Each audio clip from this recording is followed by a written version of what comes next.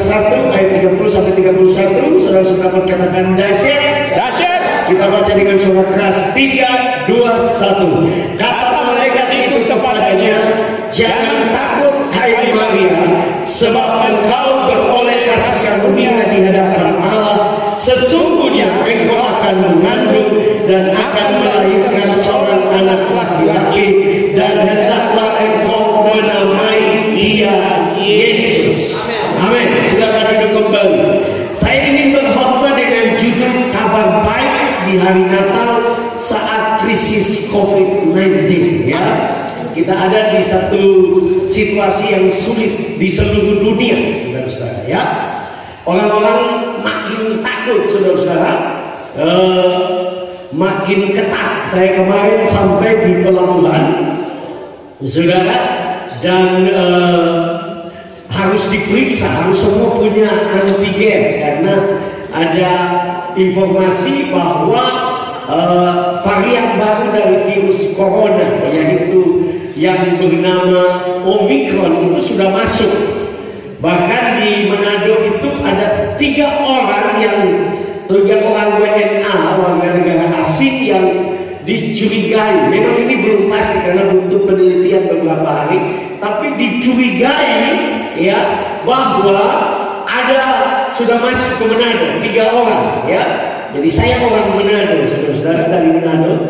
Jadi saudara harus berdoa banyak supaya ini tidak menular kepada saudara. Nah, saya baik-baik, saya sehat-sehat, saya dilindungi oleh Tuhan. Amin.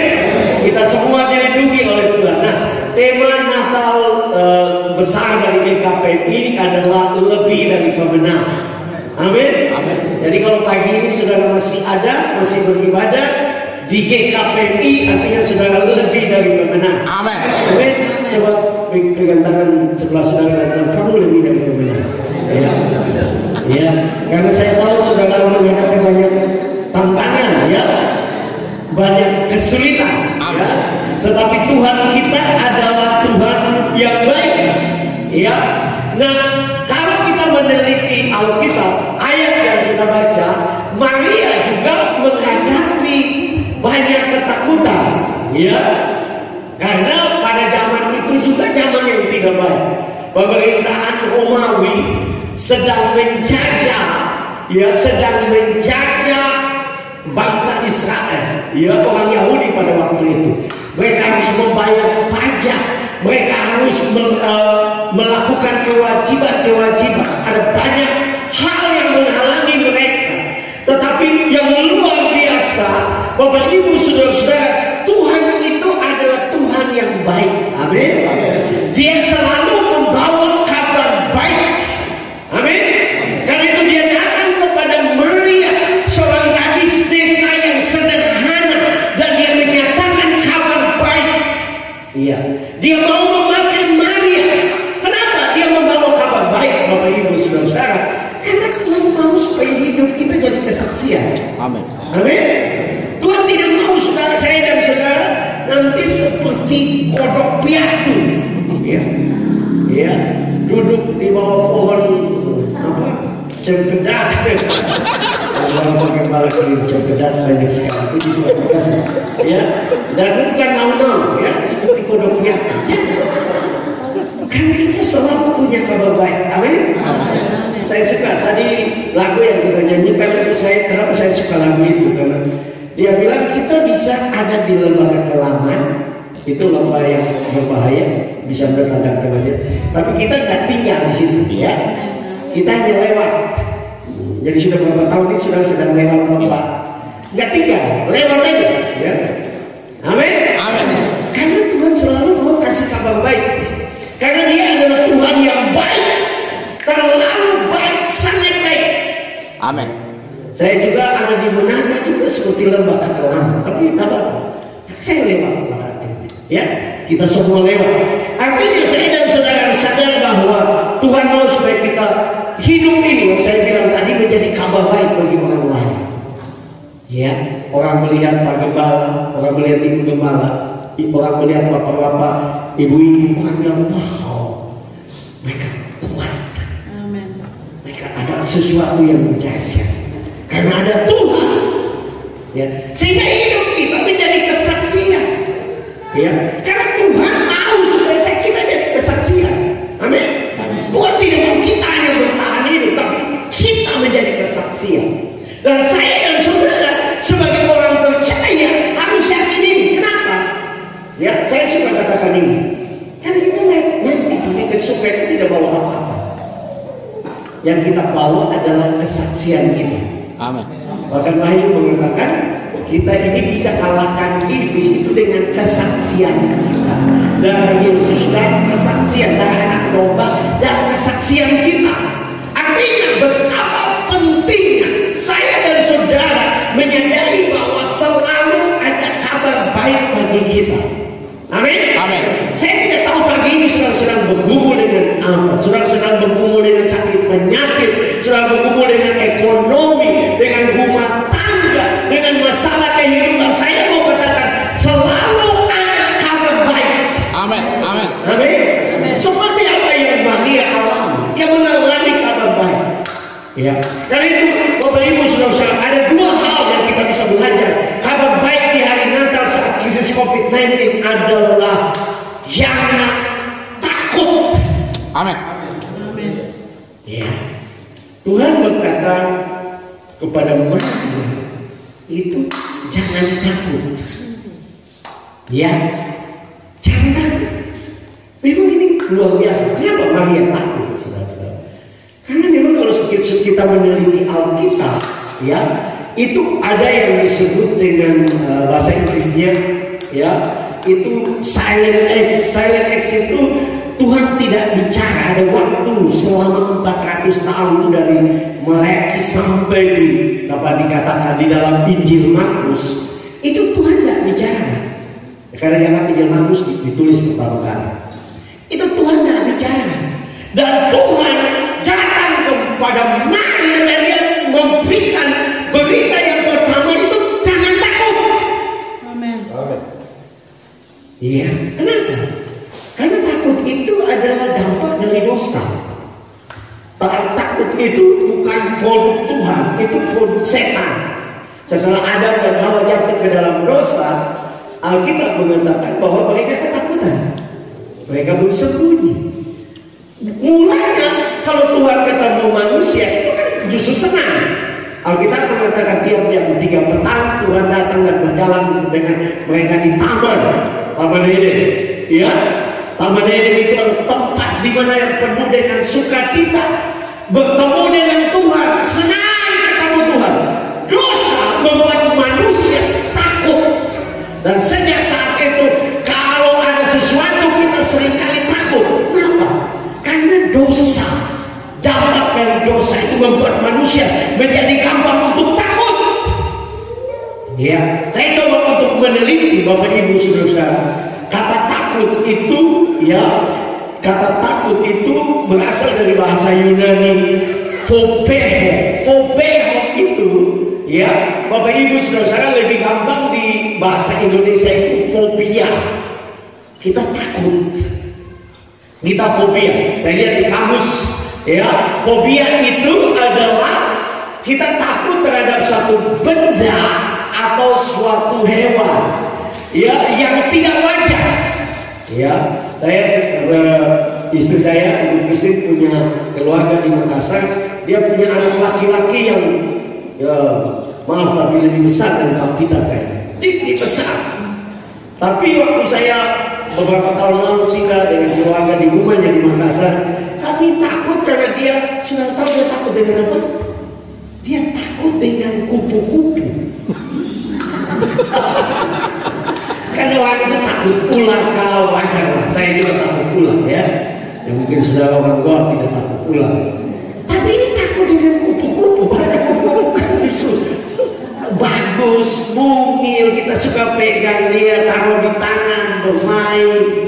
Nah ini anak takut kupu-kupu, ya kan? Tapi itu yang disebut dengan fobia, aneh, ya. Tetapi kalau di dalam bahasa asli phobeo ini, itu bukan saja takut, itu berbicara tentang gentar. Kita begitu gentar dengan apa yang terjadi. Siapa yang bisa tolong kita? Tapi Tuhan berkata jangan takut, jangan gentar. Ya. Mungkin musuh kita itu lebih besar, tapi Tuhan bilang jangan takut.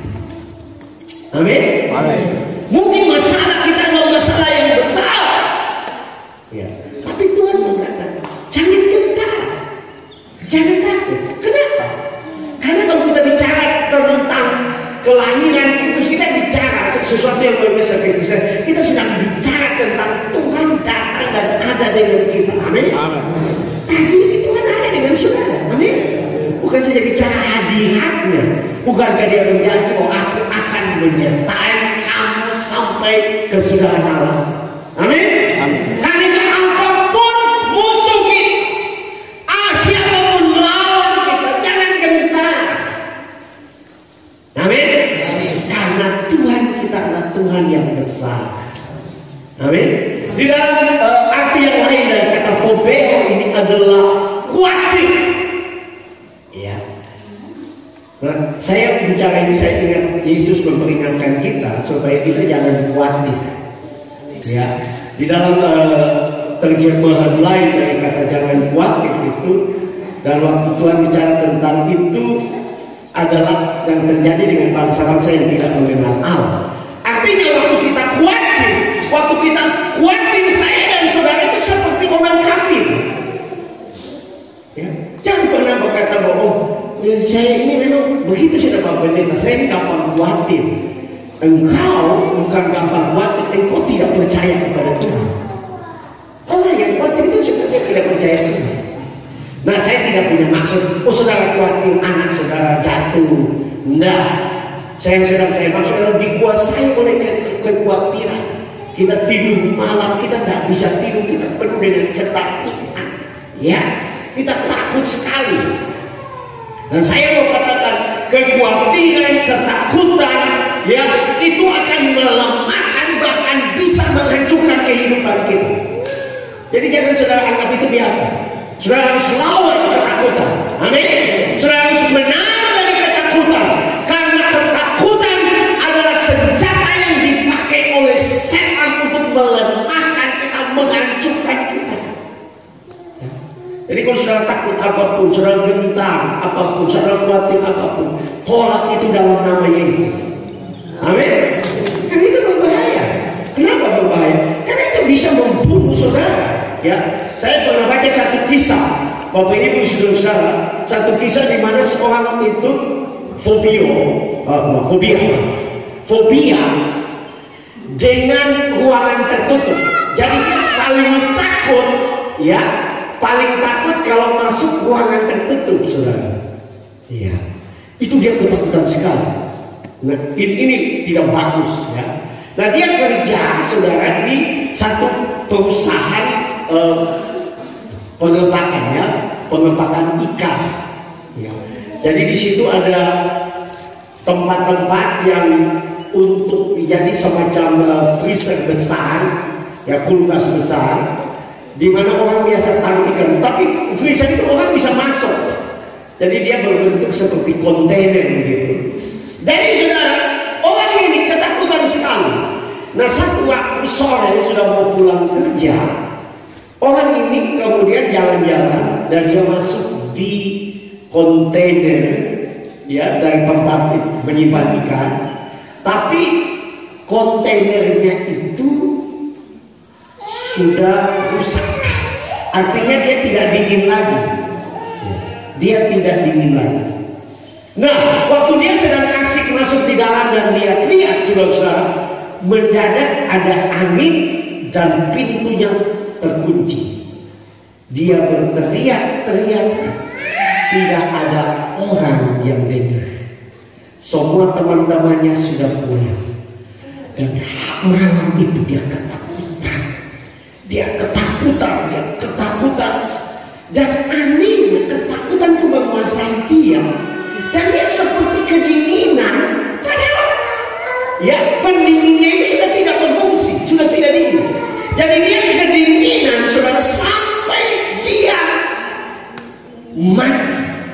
Waktu pagi teman-temannya datang dan mereka coba untuk cari, mereka buka ya freezer yang besar itu, semacam kontainer itu, dan mereka menemukan dia sudah mati dan seperti beku, padahal tidak ada dingin karena kontainer itu rusak. Apa yang sedang saya maksud? Ketakutan bisa membunuh kita. Ya, kita tidak takut. Kekhawatiran bisa membunuh kita.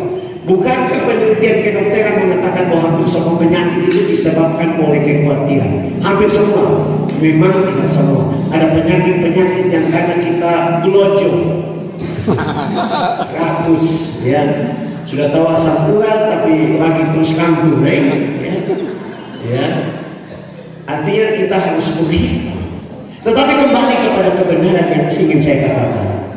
Tuhan datang pagi ini dan berkata jangan takut. Amin. Siapapun, apapun tantangan, apapun musuh saudara, Tuhan ada dengan saudara. Amin. Dia sedang datang kepada saudara. Pagi ini dia sedang datang dan dia ingin menyatakan mujizat. Kalau engkau sakit, percayalah bahwa engkau akan mengalami kesembuhan. Amin. Karena kesembuhan adalah kehendak Tuhan. Kesembuhan adalah kehendak Allah. Tuhan mau supaya kita sehat.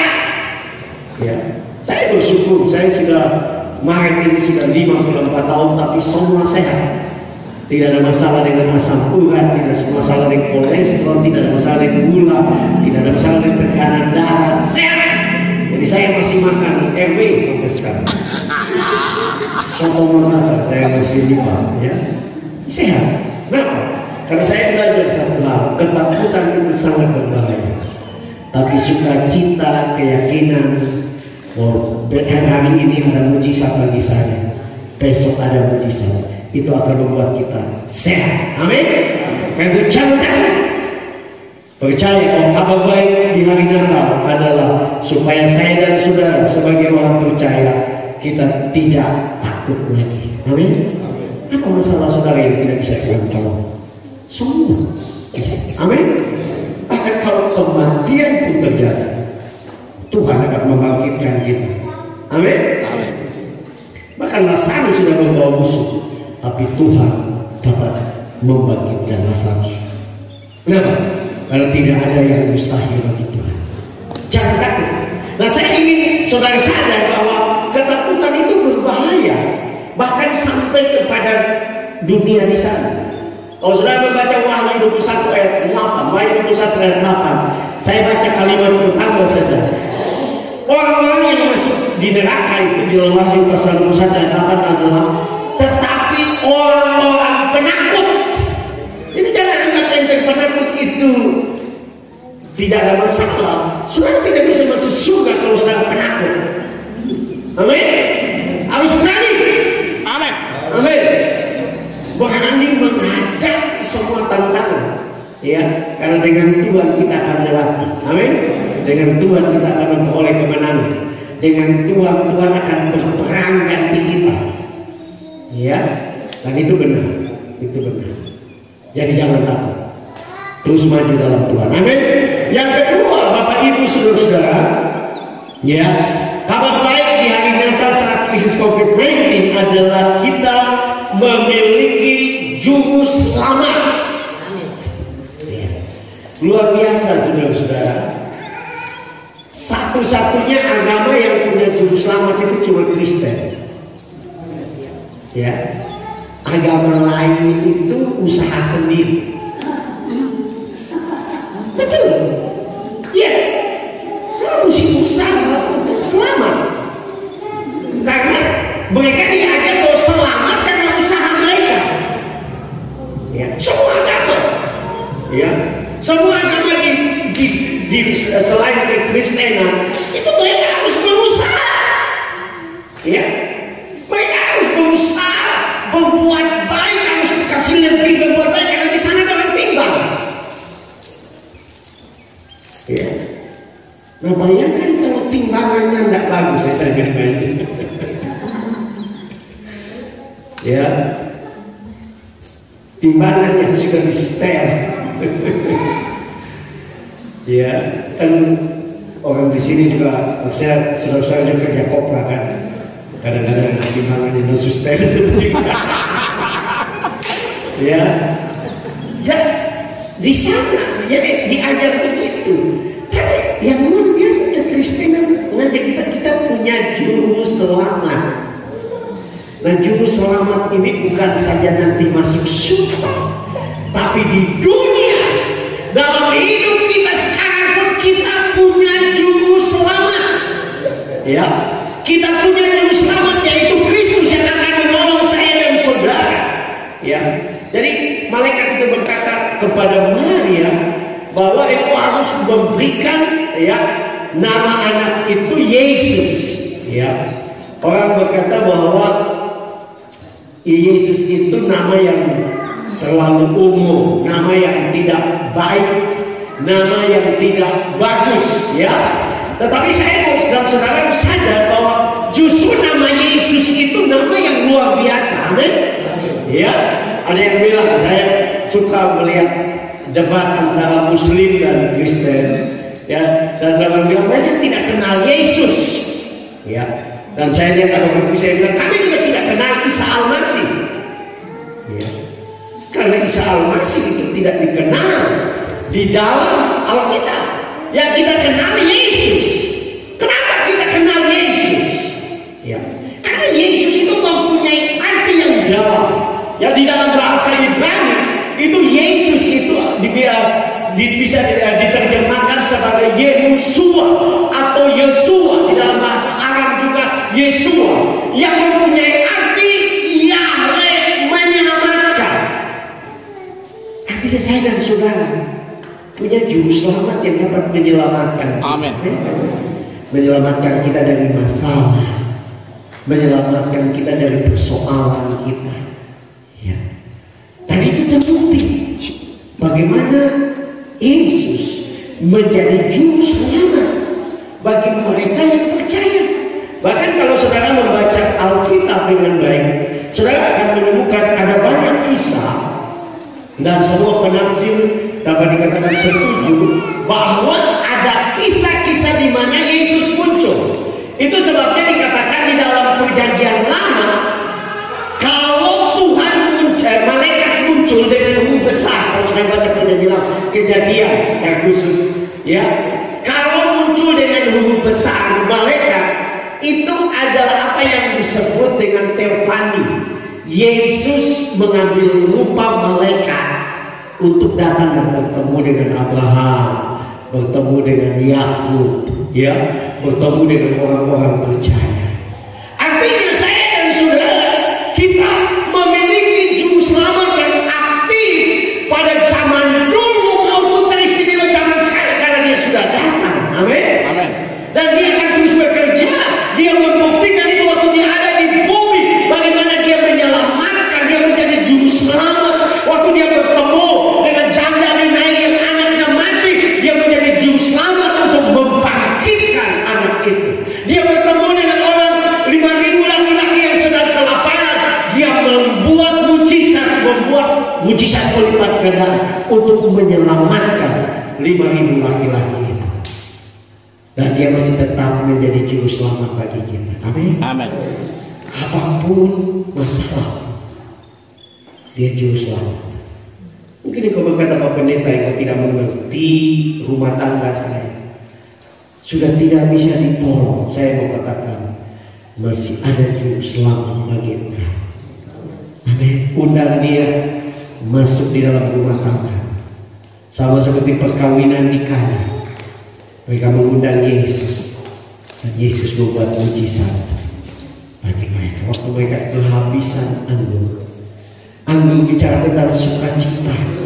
Itu bukan cap tikus, saudara ya, bukan ya.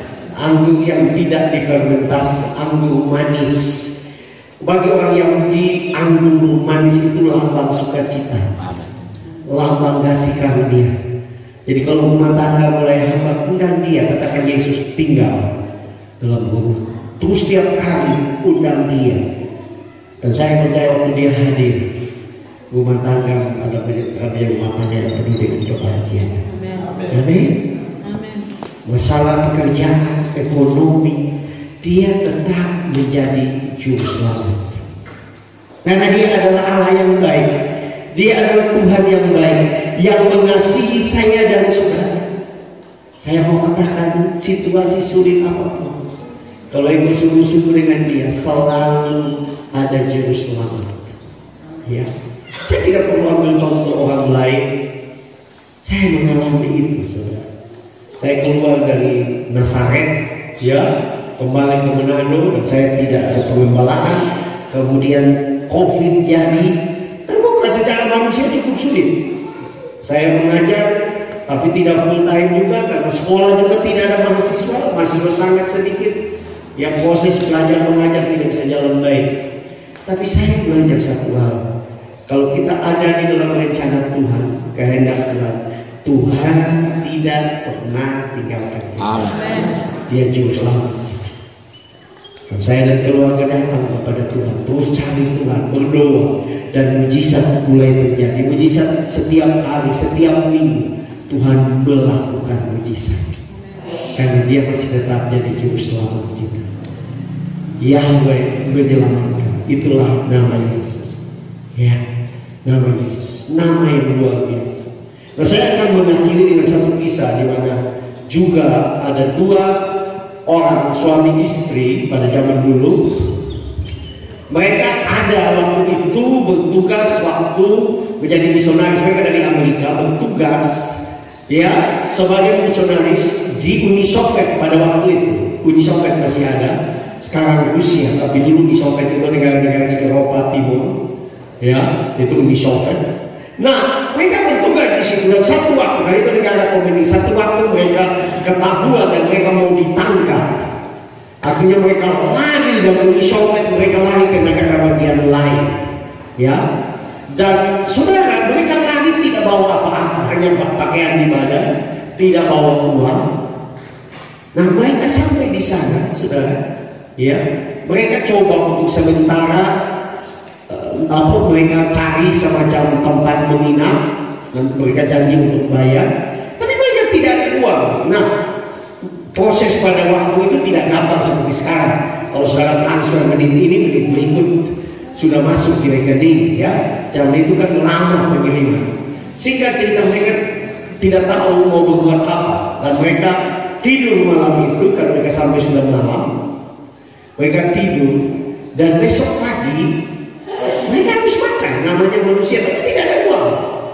Tapi istri dari misionaris ini, ya, berlutut, ya, dia berlutut di ruang tengah dari tempat mereka menginap, berlutut. Dan saudara, namanya orang bule, ya, mereka perlu makanan bule, bukan seperti kita mungkin di sini atau di Manado yang ketika ada pisang, ada kasih.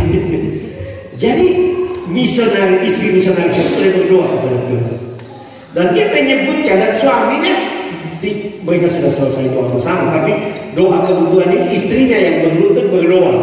Jadi istrinya minta, Tuhan kirim daging babi 1 kilo. Suaminya dengar, Tuhan kirim kentang 1 kilo, karena mereka makan kentang, kan. Tuhan, pokoknya dia menyebutkan terigu dengan merek. Yang anehnya dia menyebut mereknya yang ada di Uni Soviet. Tadi ini negara lain, ya.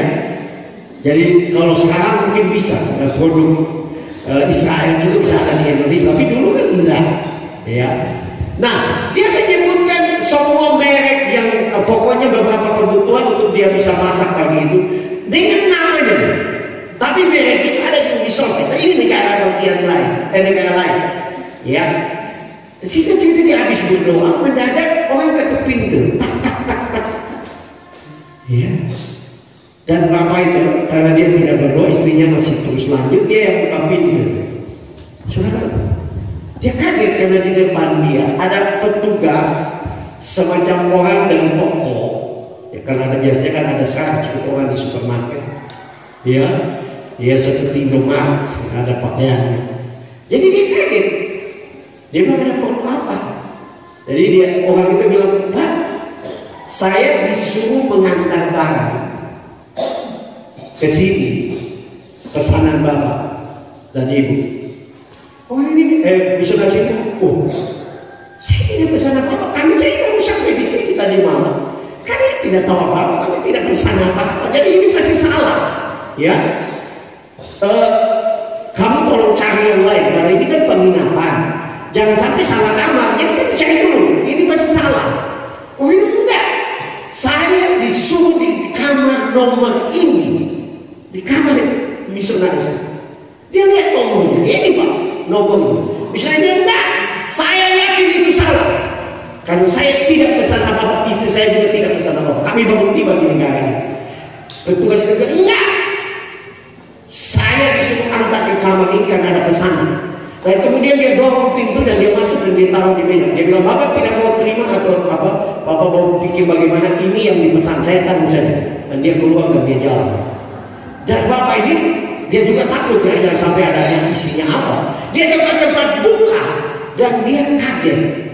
Di dalamnya bagi-bagi 1 kilo, kentang 1 kilo, terigu dengan merek itu. Jadi dia buka, dia ingat tadi istrinya sebutkan apa yang dibutuhkan. Dan dia lari keluar, dia lihat lorongnya cukup panjang penginapan itu. Tapi tidak ada orang di lorong itu. Pertanyaannya siapa yang mengirim? Saya percaya Tuhan yang Dia mengutus malaikat.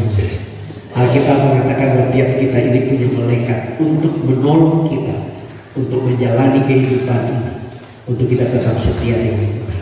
Artinya kalau saudara percaya bahwa Dia adalah juru selamat, tidak ada yang mustahil. Amin.